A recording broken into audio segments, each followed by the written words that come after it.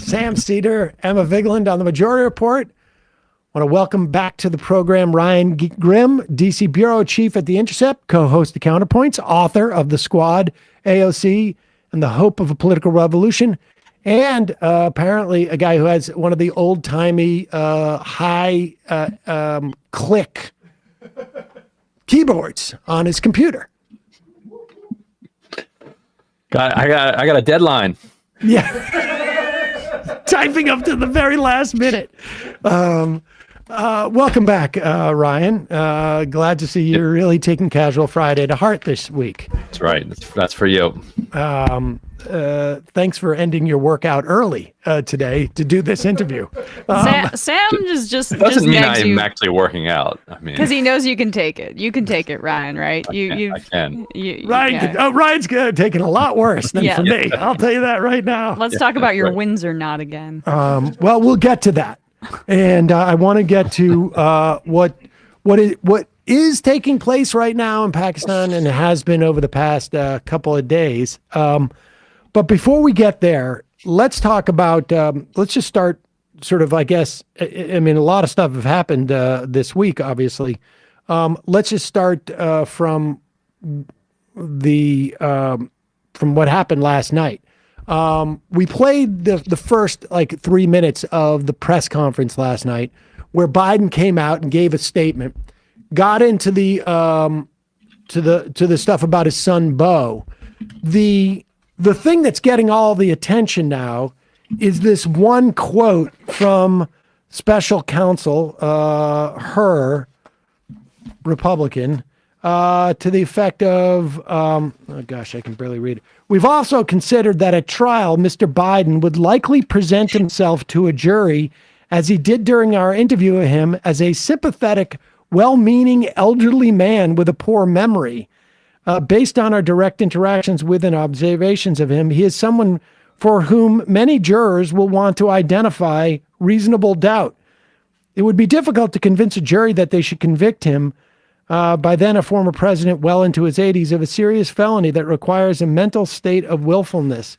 That is one of the most gratuitous things I've ever heard of in a prosecutorial report. I mean, I've never heard anything like that ever in my life. It's a total editorial. And I think, most federal prosecutors would say, based on my conversations with lawyers, that kind of, your job there is to basically kind of be mercenary and to get what you want to get across without putting all this meat and fluff in there. I mean, what was this, a 300 page document to say that they're not charging him?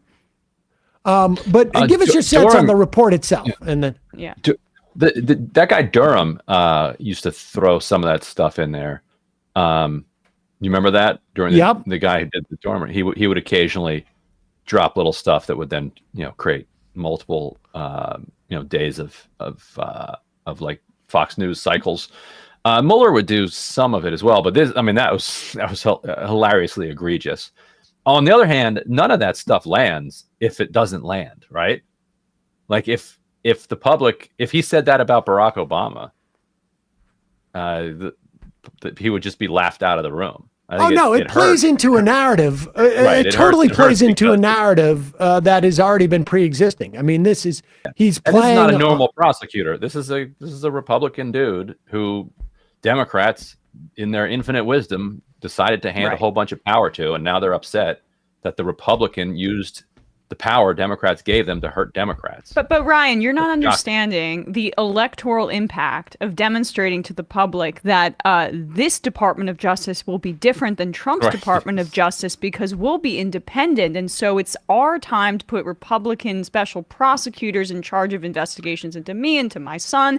And then that means that everyone will realize we're reasonable, and that will carry the day electorally. There you go. This all goes, and it all goes back to this impulse to just kind of own Republicans by making Merrick Garland the Attorney General. They wanted to do it simply because it was unfair that he was kept off the Supreme Court, and we'll show him.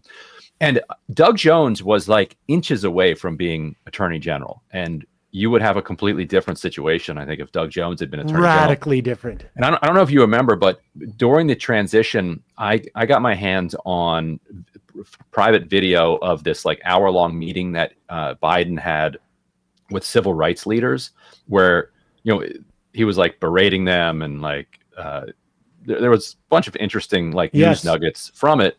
But one of the things in there, he was like, "Look, I'm being pressured to name an African-American man or woman to be Attorney General." He's like, that's not going to happen, but I promise you that you're going to love who I named to be Attorney General. He has prosecuted the Klan.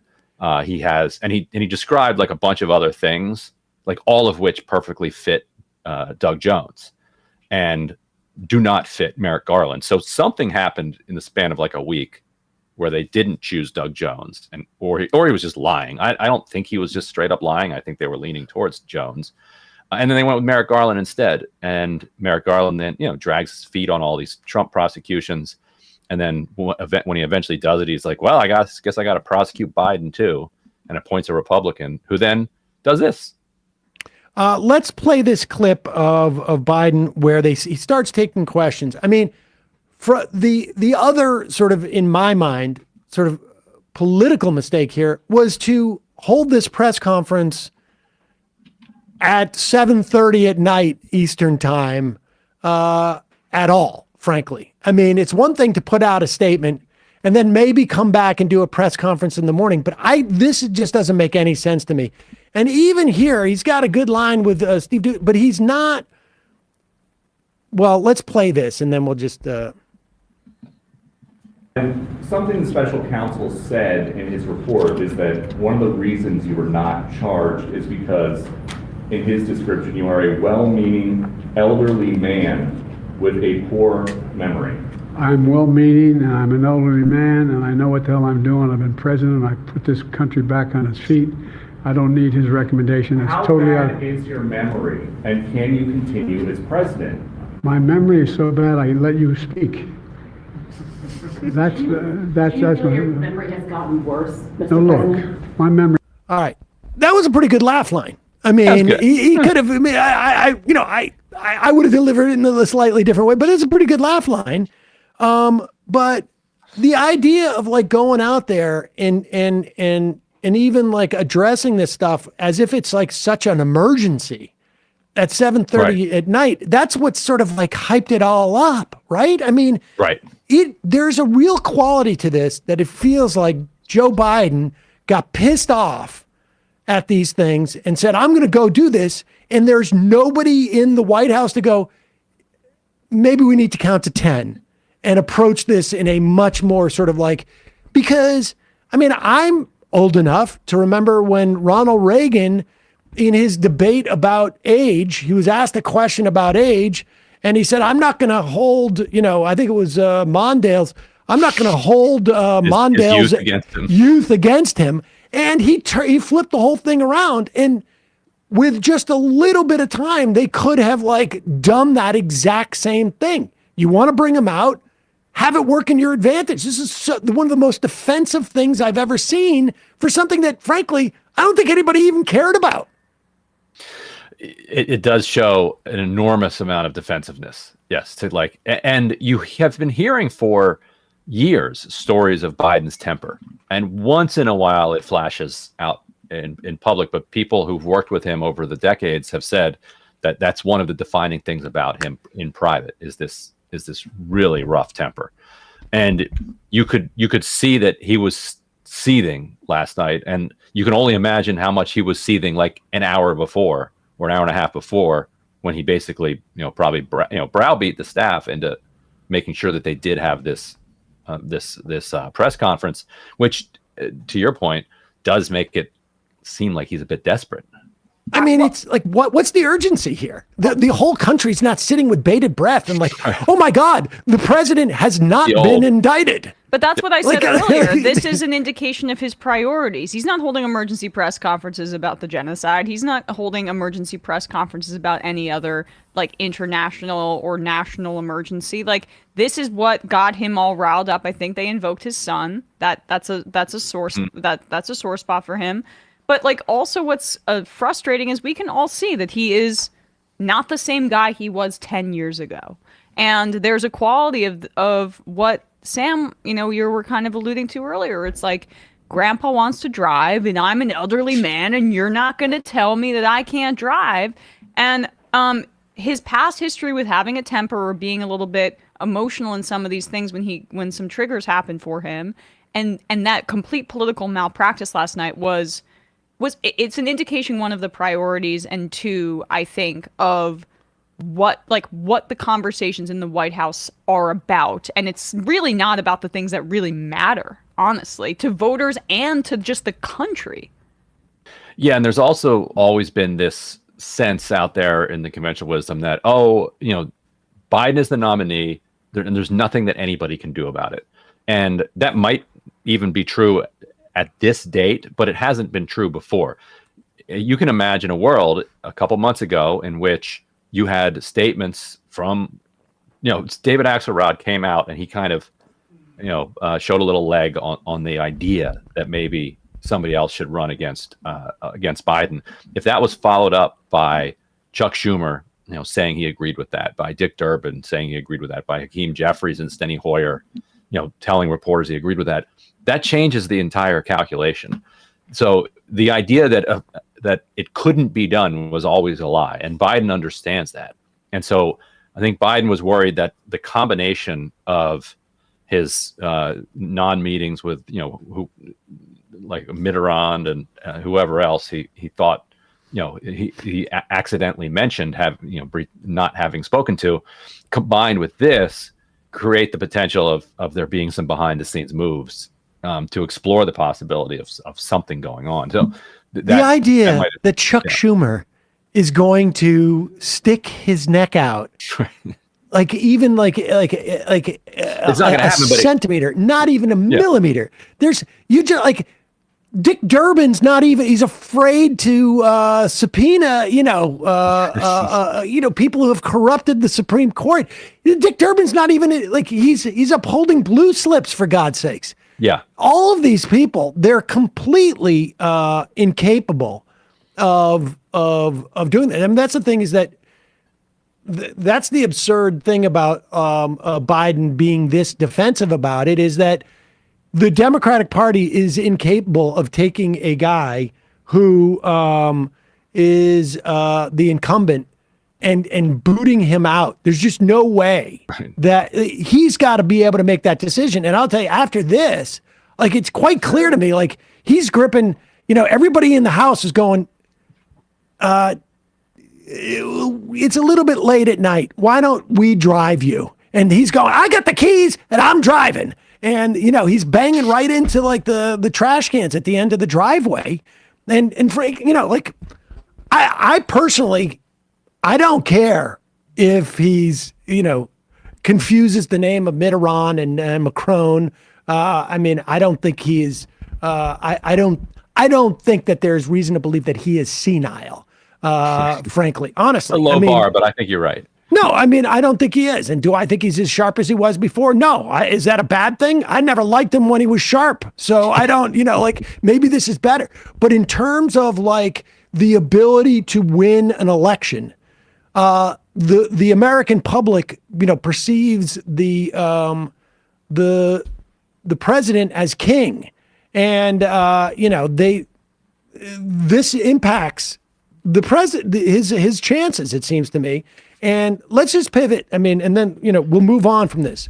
But the immigration bill, and I don't know, you'd have a better sense of exactly where they are in terms of the supplemental and if there's going to be an amended sort of border thing. But that whole fiasco, it seems to me, is an even worse disaster, because it not only was an electoral failure, because you're basically saying there's only one guy who can fix this, and it's not me, it's Donald Trump, because he controls everybody, even though he's not president. You're basically saying that any issues you have with my leadership, he's the only real leader here, but he's just not willing to go along with it. But he will later. Not, Biden saying nothing's going to change over the next year. And it's well, okay. Until Trump's here. until Trump's here. Well, And wait a second. And if you reelect me, it won't change for 4 more years. Exactly. I mean, the whole political subtext of that message was he's the real leader here, not me, which is absurd. And then the policy, you've now moved the Democratic Party further to the right on immigration proposals than I've seen in my lifetime, I think. I mean, sure. The idea that, we're just going to, our big immigration reform is to constrain the amount of refugees that we're going to have in the country. It's just absurd. We're going to double the Border Patrol budget in a year. I mean, it's absurd. And billions more for ICE, which might soon be run by Stephen Miller. It's like, yeah. What are you hearing from anything in people in the Senate and the House as to like what's going on with this? I mean, it's dead is, what's going on with it. And people who were against it are, of course, quite glad that it's dead and infuriated that it went this far, and also kind of sickened that people like Biden and Schumer and others see it as this victory. Like they really do think like they really played Republicans here. Like if they had it to do all over again, they would do it exactly again like this. That like, look, we were able to show that we are willing to solve this problem. We showed the Republicans to be, hypocrites and cynical. And, they did it. They had to do it in front of everybody, and they spent a week attacking each other. Aren't we strategic and tactical geniuses here? They would absolutely do it all over again. While reinforcing the problem is the border. So I just want to reiterate this for people. The Republicans have nothing to run on in 2024. The guy that is going to lead the ticket has over 90 indictments or charges being brought against him. He is deeply polarizing and unpopular to the general public. They lost big on trans issues. No one gives a crap. They have not been able to the fiscal policy. They've got nothing. So Abortion is crushing them. They have decided that immigration will be the center of the entire race. And what the Democrats think was a strategic win was saying they are totally right about what the biggest problem in the country is. And the only problem is just that they didn't go along with our plan to fix it. But they're right about the whole thing. Yeah, that's exactly right. Okay. That's and they would do it again. Yeah, they'd be like, yep, we got him. Look at us. I mean, it's triangulation, really, in many respects, it feels like. Yeah, sort of, yes, except triangulation sometimes has you, yes. Yeah, I mean, it basically is triangulation, yeah. I mean, they didn't know. Listen, when they started this, they didn't know that this was going to be rejected. They did not anticipate. They did not, when the Biden administration started to put this on the table, they did not know that it was going to be rejected. Okay, because they didn't know that Trump was going to basically be able to break, Mitch McConnell in half over his knee, essentially, is what he did. Everybody was surprised. Tom Tillis came out like, I can't believe this. And so they were trying to triangulate. And then they thought they got this great bonus where they said we got to say that the border's in crisis, but we're not capable of fixing it because of the Republicans and because of Donald Trump. So, I mean, there's only someone who, like an alien who came down would just be like, oh, well, I know how to fix this. Get the guy who's in charge of Congress to come in and be president, and then your crisis will be over. It's just insane to me. Yeah, and I think you're right. They didn't know that it was going to go this way, although they could have. I just randomly happened to be on Democracy Now! Like the morning that it came out several months ago that they were going to try to do this thing of pairing an immigration deal with Ukraine. And I just, they asked me if it was going anywhere. I just flat out said no. Like Republicans will not do anything because they'd rather have the crisis. So it was foreseeable, even months ago. Of course. I mean, let's say you participated in a grand bargain let's just say hypothetically, that was to offer the Republicans something they have desired for years, which is a cut in Social Security benefits. And you went ahead and they didn't, accept it because they were too extreme. You would theoretically maybe have an outline of how it could go again. And it was Joe Biden who did that. I mean, people can read your not this past book, but the first book, right? On how that went down, and that didn't quite work out that well for the Democrats in the long run. It seems to me. No, just a giant waste of time for everybody. Giant waste of time, and here we are. All right. Well, let's turn to before we get to Pakistan. The White House released a memo yesterday that basically reiterated what is known as the Leahy rule, I guess, which is that the White House is responsible for providing a memo or a report on how countries that receive U.S. weapons, if they're upholding international law, including ones that are involved in a conflict right now. So will you please characterize what that really means to the extent that it means anything? The timing is interesting. The law is on the books. Like, Biden administration could enforce the law. That's why Josh Paul stepped down from the State Department and has since been doing the rounds. I suspect you guys have had him on here at some point. If not, you should. We've played his clips. Yeah. So it was his job kind of to make sure that countries were following the Leahy law when it came to weapons distributions. And what he was told during this war, do not check anything, just get the weapons out the door. And he's including to even all of these units that, are under suspicion of this, that, and the other thing. They said, yes, do it. And he said, no, I quit. I'm not doing that. So the law is already on the books. The timing of reminding everyone that this law is on the books is at least interesting, but they do put out these statements, somewhat annually or so. And it doesn't mean they're doing anything about it. Like yesterday, both John Kirby and Vedant Patel, NSC and State Department said that if Netanyahu, went into Rafah, it would be a quote disaster. And that the State Department has asked, okay, what are you going to do? What are you guys going to do about that? Nothing.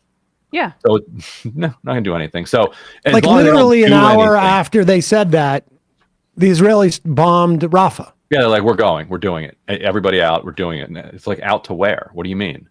It feels like they want to blow up the border fence and kind of spill people into Sinai. That's the only thing that can make any sense besides a wholesale massacre. When you say the timing's interesting, why? Well, because they're under a lot of pressure to do something to try to get this out of control government under control. 4 months now of expressing concerns and having tough, frank conversations behind the scenes hasn't led to any material change in how Israel is conducting its war, and comes a day after Netanyahu rejected this hostages for a ceasefire deal.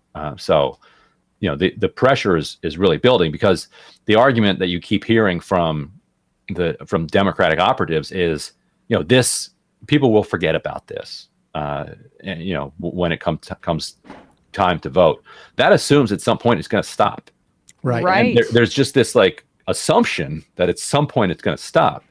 But then Netanyahu will say, no, this is going on many more months. Wait, so let's now flesh this out too. So one, Netanyahu has actually the biggest disincentive to not stop, because he will be ousted from office. So this is top line basic foreign policy understanding that I assume the White House has to know, that he is not incentivized to stop this war at the very least. Okay. Right. At least pardon these corruption charges. Right.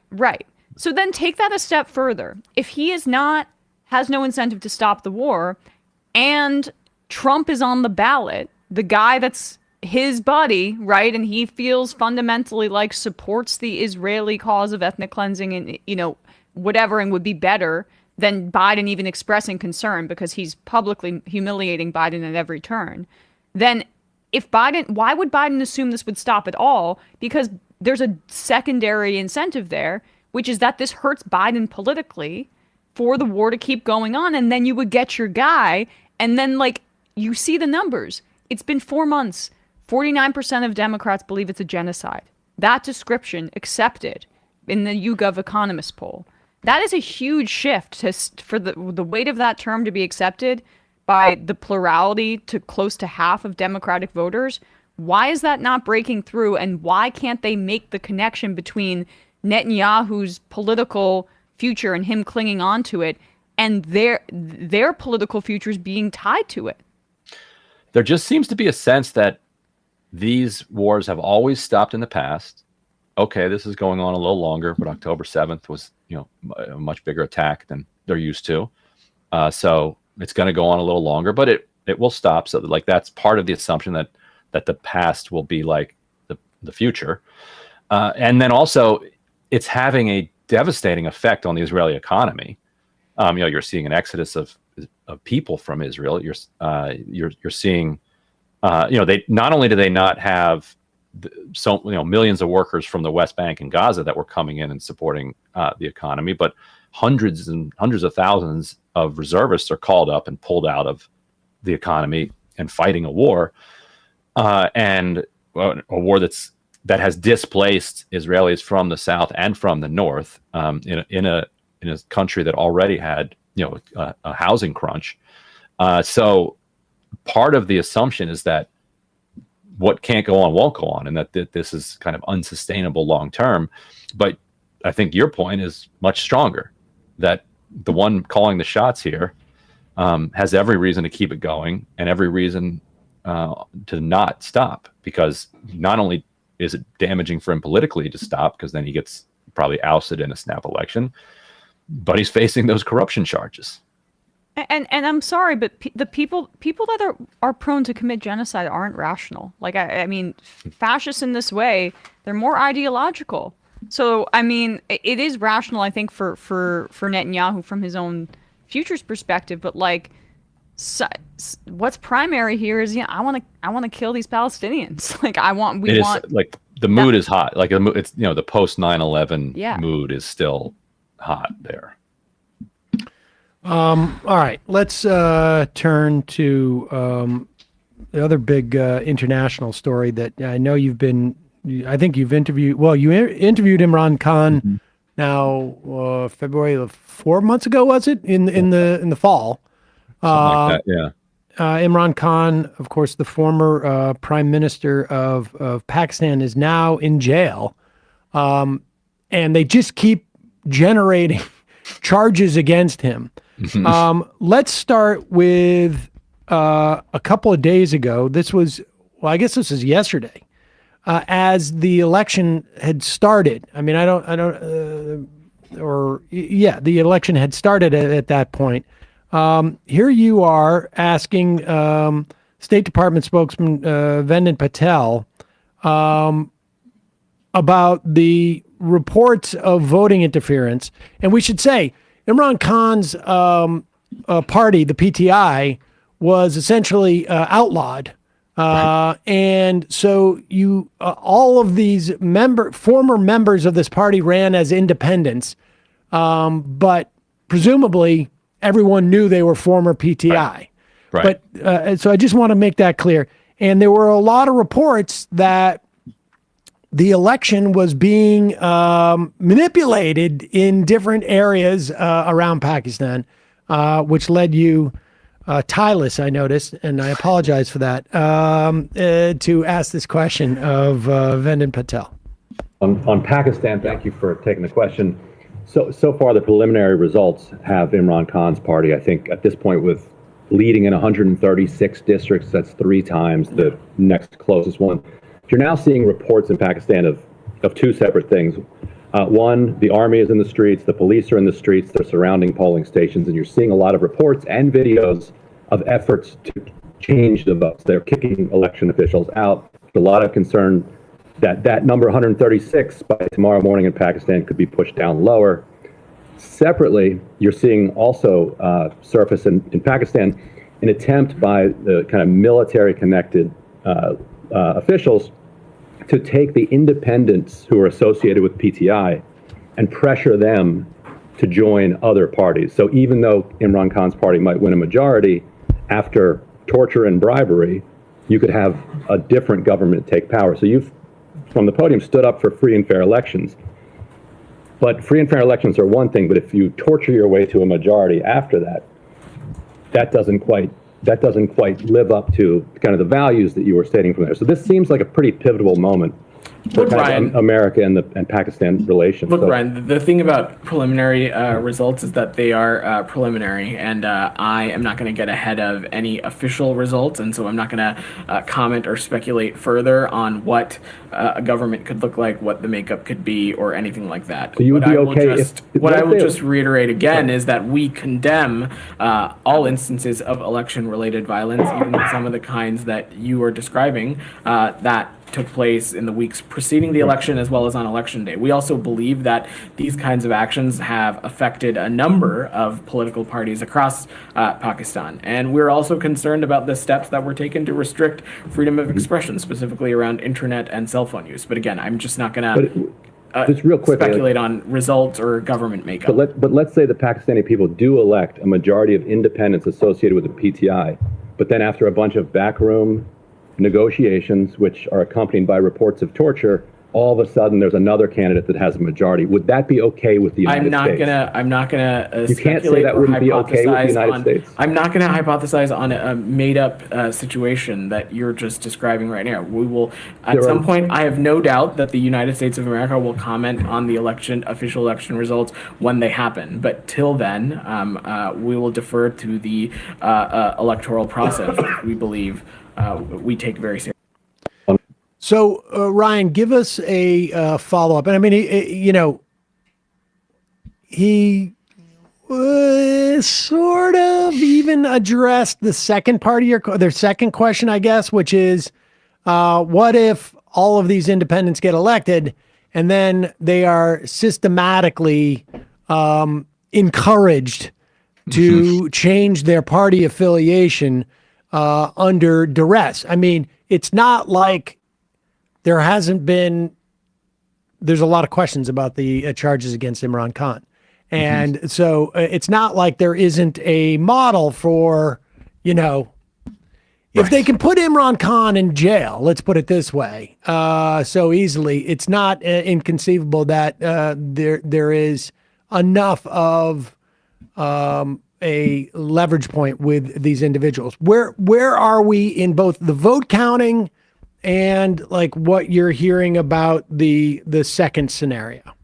Well, it's getting wild. The military-backed government did not see this happening, and so as a result, we can actually see this deal happening in real time because the TV broadcasters were airing results as they were certified in real time. And so at every polling place, there'd be this thing called a Form 45, and both parties would stamp it, and then you'd get to take the form back, and then it would go to television broadcasters, and they're adding them up, and they're telling the Pakistani public, "Wow, look at this! In 100, and now it's over 100, 176 constituencies, the PTI candidate is way ahead." And so then the problem for the army came, what do we do now that this information is out there? And so overnight, you started seeing these incredible shifts in the numbers when it moved from aggregating all the polling places to the final constituency level. You've had a couple of famous cases where one candidate had won by 50,000 votes. And let's say they had 85,000. In one case, the candidate had 85,000 votes and had won by 50,000.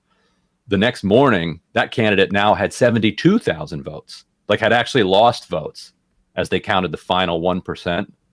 And the candidate who had lost all of a sudden collected another 60,000 votes, and they declare that person a winner. So they're doing that all over the country, but because it was already on television, and those screenshots and videos are now circulating around Pakistan, you're seeing a significant pushback. And the State Department, to their credit, about an hour ago, put out a pretty good statement that said, we've seen all this BS. one of the key lines was that this fraud needs to be investigated, and the key line was we are prepared to work with any political party, regardless of basically whether we like them or not, and that the will of the Pakistani people needs to be respected. It was, if you were kind of the Pakistani establishment, Nawaz Sharif, the military, I think you did not like that State Department statement, because it's obvious the State Department doesn't have to say we're prepared to work with any political party, because it's obvious they're prepared to work with the military-backed parties. I think that's what we've always done there. So for them to say this fraud needs to be investigated and we'll work with anybody and the will of the people needs to be respected, I think has struck some real fear into the army, which really didn't think that this would get so out of hand so quickly. You're going to steal an election, it's got to be much closer. Like you can't. It's very hard to steal a landslide when the landslide is already being broadcast on TV. If it's 10% in and it's super close, and they also shut the internet down, which is hilarious. Right, on the day of voting, right? After promising that they wouldn't, they did it. But because the whole population knows what happened, they're going to have to use just absolute brute force at this point. They're not going to be able to use kind of chicanery and manipulation. It will require also brute force, which doesn't mean they won't do it. New York Times, meanwhile, the story that was up a few hours ago was still calling Nawaz Sharif the front runner, which is hilarious. It was just utterly hilarious. Like, even the official results that have been published so far, I think they've called 60 seats for Imran Khan's party and like 40 for Nawaz Sharif's. So even the rigged ones that have trickled out have Imran Khan's party in the lead. So the New York Times is just like, we were told that the military wins every election, so we're just going to run with that until. Were you surprised? Were you surprised by these? To the extent that we can sort of like assess what the real election results were. Yes, were you surprised by that? Yes, because like you said, they basically banned the party. A huge portion of the electorate can't read, and so they would vote based on these symbols. And the symbol of the PTI was a cricket bat for Imran Khan, this famous cricketer, and they took his symbol away. And so many candidates were abducted and then tortured, and then emerged from torture and said that they were withdrawing from the race. And then a new candidate would come in. And party workers were arrested, like thousands of them. So I did assume that the level of repression, coupled with shutting down the internet and all these other weird manipulations, would be enough to suppress their vote low enough that then they could, steal it comfortably. But the polls had been showing that something like 70% of the public supported Imran Khan's party, and so it. Apparently, at some level, there's just nothing you can do, short of like a bloodbath, to hold back, that level of democratic will. So, and to be clear, just so that people understand, this is a parliamentary system. So right. The party that can form a government, and I think it's like somewhere between 150 and like 166. Is that what it is that it takes? That's about what it would take. Yeah. To form a government in the Pakistani parliament, then presumably they would vote for, nominate and appoint a prime minister, essentially, right. or vote within their caucus, as it were, I guess. Right. Just so that people understand how this works there. How does this? What's the timeline for something like this? I mean, when will we get a sense of the army successfully created a new outcome of the election, or they have basically just given up the ghost on like pretending that the election came out this way and just basically say like,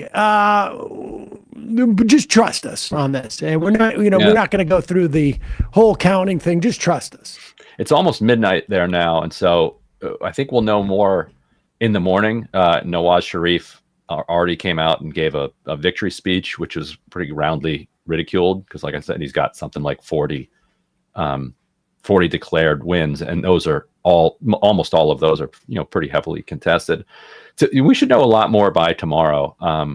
hopefully there's a lot of pressure on Sharif to just say, look, what are you going to do? Like, you're really going to take power under these conditions? Like, and if you do, like, how are you going to be able to govern? Like, you so obviously have no mandate. Just do the right thing and gracefully accept defeat here, and then work something out here, rather than what could also happen would be just intense amounts of violence in the street. You already had, I believe it was in Lahore, 4 PTI workers were killed, including like a 14-year-old boy by, so it could get quite ugly. And I think, but the U.S. is trying to prevent it from getting ugly, because if you long term, like, even if you could like grab power here, like what's your play long term?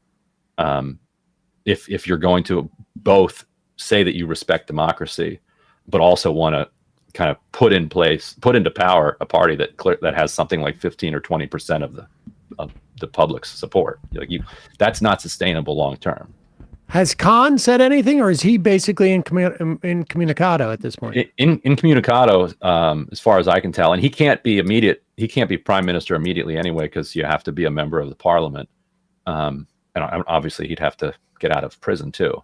But yeah, it's a pretty shocking upset. But upset implies that they're going to win. It's a shocking show of force. Folks should go. We'll put a link to your interview with Imran Khan and some of the pieces that you've written on this over the past. There was one just from yesterday, I think it was. Yeah. On the 7th, and the 8 flagrant ways the U.S.-backed government in Pakistan is subverting the election. Probably you're going to have to add a couple more. Yes, we didn't even have some of the biggest. Yes, that they're going to have to sort of subvert it in retrospect in some way, and that holds.